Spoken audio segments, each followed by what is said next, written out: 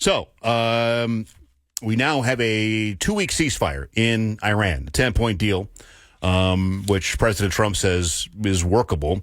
Oil prices dropping as a result, stock futures skyrocketing as a result. And, we can sit here and talk about President Trump's words from his post yesterday.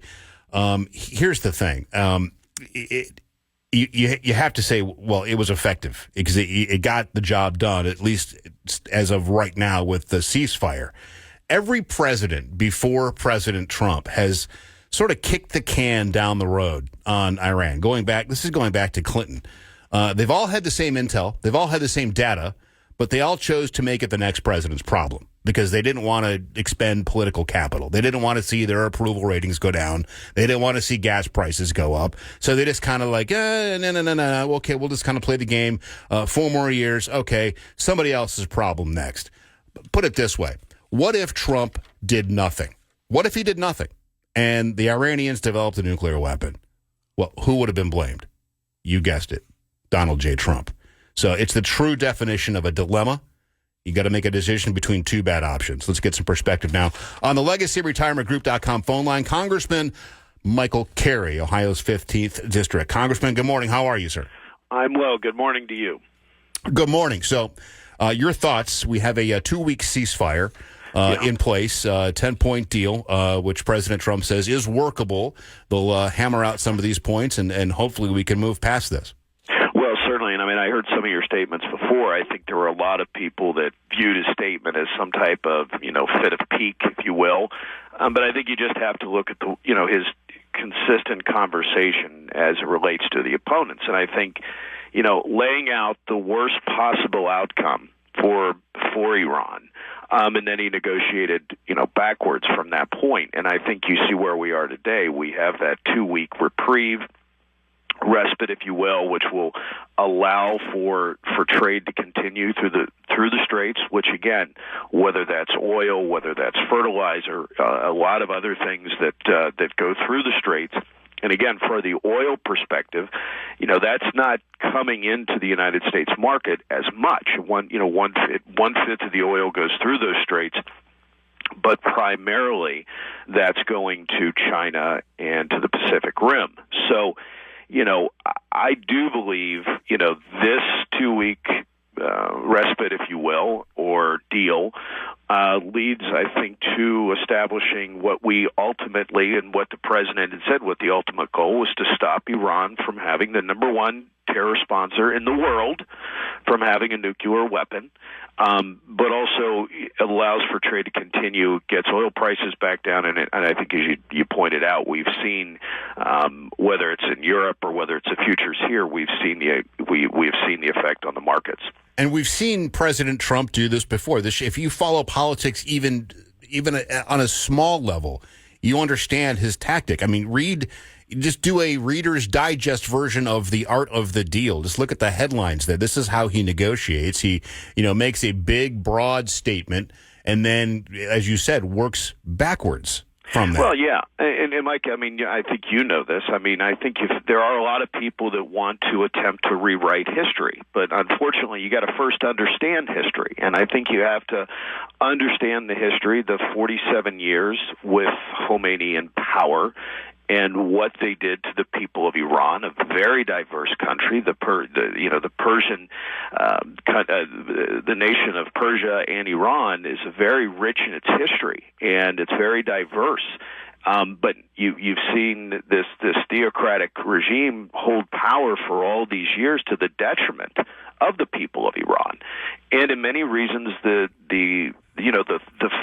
overthrow of the Shah was for many of the living conditions that the people now in Iran have 47 years later, and even more isolated in the world market. So I think, again, making sure that we do not have a nuclear weapon in the hands of Iran and no longer sponsoring that terrorism. I do think part of this deal, and we'll see what all the details are, but keeping the straits open, but hopefully that also means making sure that the Suez Canal and you don't have the Houthis that are, putting terror on that possible waterway. So I think there are a lot of facets in this, and I think this 2-week time period will allow for us to get back to where we need to be. And again, I think the oil future markets are showing that. I think you're exactly right. Speaking with Congressman Mike Carey, Ohio's 15th District. Final point before we move on to the next topic, Michael.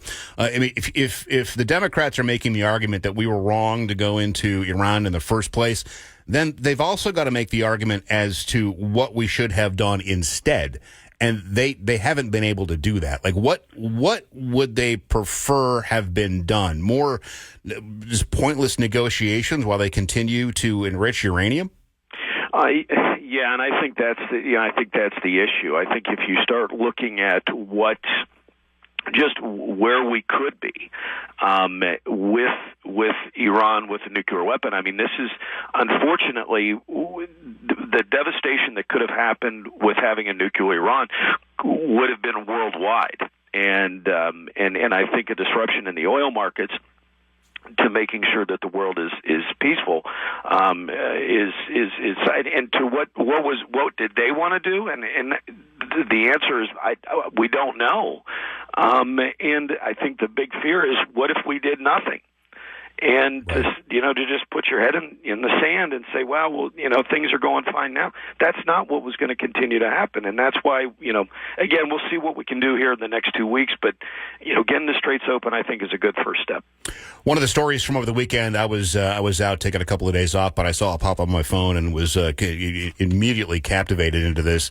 The two F-15E pilots that were shot down by Iranian air defenses, both the pilot and the weapons system officer recovered. They were able to eject over enemy territory there. What an amazing Navy SEAL operation going in there and getting those two U.S. soldiers, because as you well know, we never leave a man behind.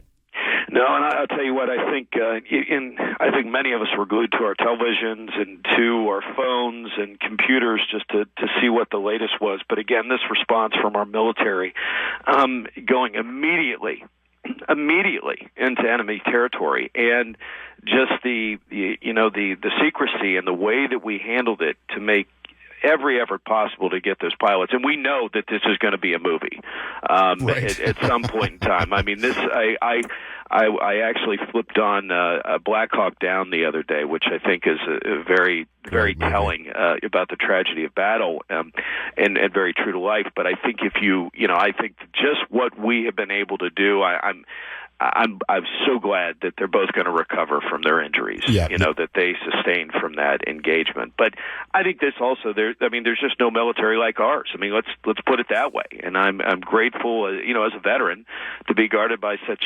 exceptional men and women. And just listen, I think it really sends a message to the world that we do not leave our troops behind. And really happy to bring those folks home. And thank you for your service too, by the way, Congressman.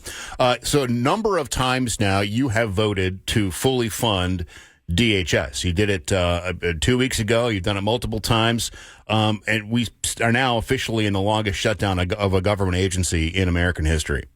Yeah, and we really thought that, and I think if you saw the bill that we passed right before Easter, we did have some Democrats that voted along with that bill in the House. Unfortunately, it went to the Senate, and Schumer is like, no deal. And again, I think it is, luckily the president was willing to pay our TSA agents out of other funds. And I think, but that's a short-term type of thing. We've got to get this funding done. I mean, our national security, we cannot hold it hostage because of these partisan games.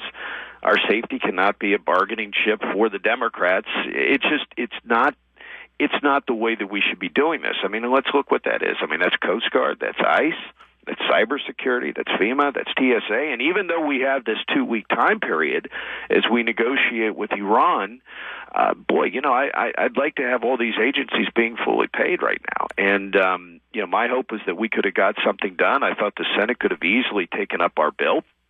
Again, our bill was bipartisan, but they didn't. So now we're back at it, and we'll see what happens when we ultimately get back. But they've got to be willing to negotiate in good faith. to reopen DHS, and right now they simply do not. And I think in the end that's unfortunate. But my hope is that we'll get there and cooler heads will prevail. Congressman, great to hear your voice as always. Enjoy your time with the family here in Columbus. It's great to be with you again, and I'll talk with you soon.